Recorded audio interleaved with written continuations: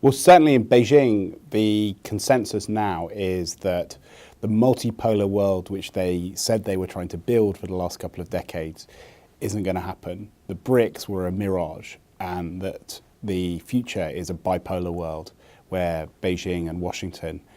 are by far and away the two most significant powers, and there's a big gap between the two of them and everyone else. And when they think about the future of their country, the big economic reforms they need to do, the big political reforms, and also how to handle the foreign policy for a country that is the second biggest economy in the world rather than the developing country, they're doing it against the backdrop of this coming confrontation with Washington, and also a sense that American demand, which was so important to China's growth over the last few decades, isn't going to come back to the sort of pre-2008 levels. And I think here in Washington, one does feel that China is certainly more front and center than it's been in recent decades. The global war on terror is winding down, and there is also a sense as the US engages with the big economic challenges that are facing it, but also the challenges of reinventing American leadership for an age of austerity, that the rise of China is one of the huge tests for America over the next decade or so. And that, I think, creates a sense not simply of a bipolar world, but also some real questions about how this relationship, which has been economically very important to both countries for the last couple of decades, will change as they both sides rebalance their economies and reinvent their foreign policies. So if we're looking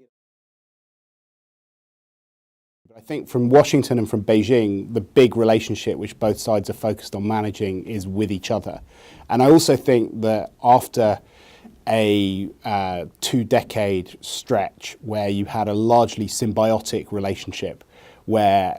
China was the yin to the American yang.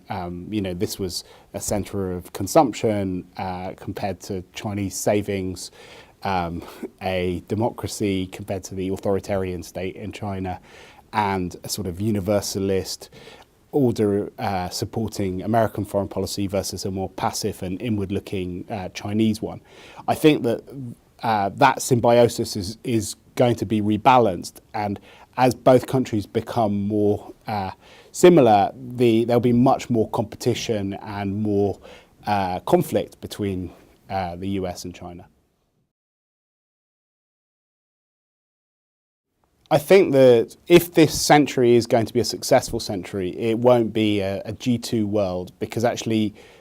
most of the scenarios which revolve simply around China and America facing off with each other are bad. War is obviously tragic for both sides. The idea of a sort of Cold War where you have a geopolitical competition which works its way through the system and stops people focusing on delivering global public goods and solving the big problems that face our planet, that's not very good either. But equally, a G2 world is not very positive, because if you look at the issues where China and America agree most strongly with each other, they're not necessarily the areas where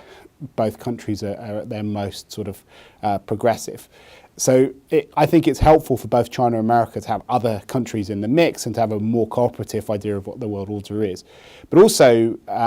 Europe, I think, is going to be very important to this in two ways. Economically, it is the biggest trading partner for China and is still the biggest investor and market for the United States. So we have a G3 world economically.